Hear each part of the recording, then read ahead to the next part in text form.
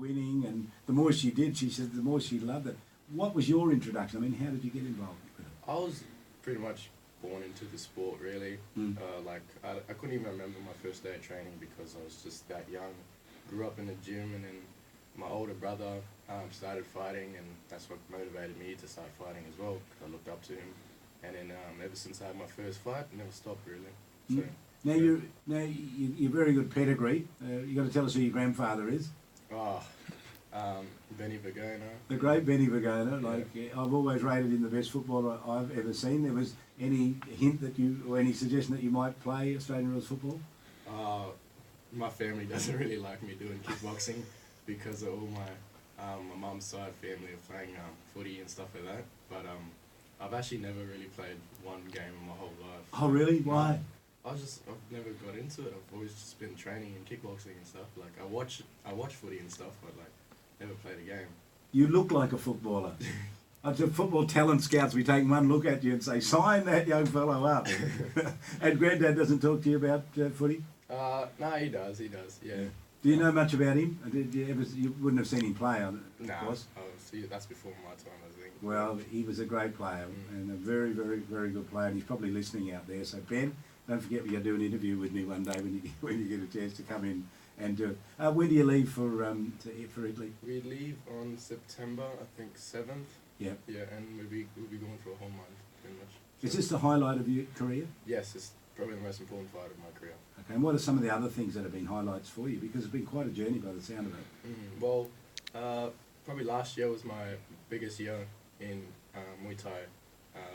Last year I fought for the ISKA Queensland title twice, and then this year I fought for the WAKO national title as well.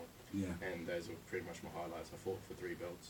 So Muay Thai outside of Australia is just massive. We've often had people on here talking about it. Corey Implements would come in sometimes and have a bit of a chat about it. He'd be travelling overseas often, and Malaysia and those sorts of places is incredible. So have you fought outside of Australia?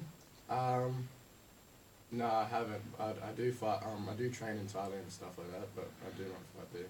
I've only fought inside Australia so far. Okay, so what do you do in Thailand? Just go there for training? Yeah, we pretty much just train twice a day, every day. Okay. For however long we're there for. Okay, it's been handy for you? Yeah, been handy. Been there more than at least 6 or 7 times now. Now, how important is it that you get competition like that? You're sort of, fighting against people slightly better than you or as good as you, because you're not going to get that in Darwin, are you?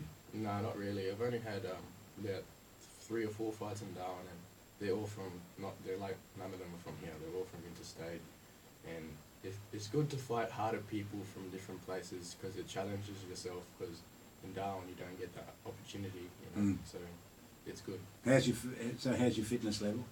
Fitness right now it's getting there. This is only my 2nd week back into training, but I'm now training with altitude mask that cuts off 75% of my oxygen, and it's hell, but it's probably the best way to get fit as well. Really? Yeah. How's it work?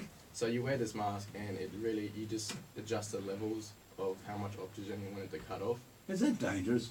Probably, yeah. I've passed out like once or twice already. That doesn't sound good. What's the value with that? It expands your lung capacity, I see. and it gets you fitter quicker, pretty much. It's Great radio. Do you do road work? You get out on the road and run and do stuff like that? Yeah, we do long distance runs as well. Probably about 5Ks, not too long. But yeah, we do long distance, sprints, Thai runs, pretty much everything. I'd imagine flexibility is really important because you've got to get those legs up when you want to. Yeah, we have to stretch like a lot, really. Yeah.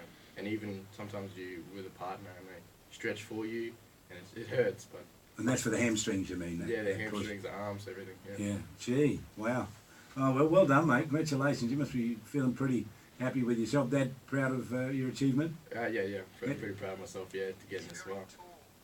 And is he coming with you over to Italy? Who, Dad? Yeah. Oh yeah, Dad's coming with me. Yep. Yeah. So where goeth you, goeth Dad. That's a fair deal. There's nothing wrong with that. Oh. Now you're a tall fella. Is that an advantage for you when you jump in the ring? Yes, definitely. Yeah. Pretty much all my fights is just trying to keep my distance, and if they're shorter than me, they have to try to work to come in. But I just try and keep them away with my kicks and my long arms and stuff like that. So it works pretty well. What's your most impressive win? My most impressive win was probably the first time I ever fought in Queensland, and I walked in there, got a 40-second TKO, and then Walk back out again. yeah, it was All that training and almost passing out with that reduction of oxygen and all that, you sorted out in 40 seconds. Yeah, pretty much. The harder you train, the easier you fight. Well, it's going to be tougher in Italy, of course, isn't it? Yeah, of course. Much tougher than this. Fighting every country's best. So. Dante, great to talk to you. What a great story. Another great territory story. We're always proud to share it with our listeners across the Northern Territory. Wish you all the best and hope it works out well for you, and maybe you'll come back here as a world champion. If not, you come back here and be an Australian champion. Either way, it'd be nice to talk to you again sometime in the future. No worries, thank you.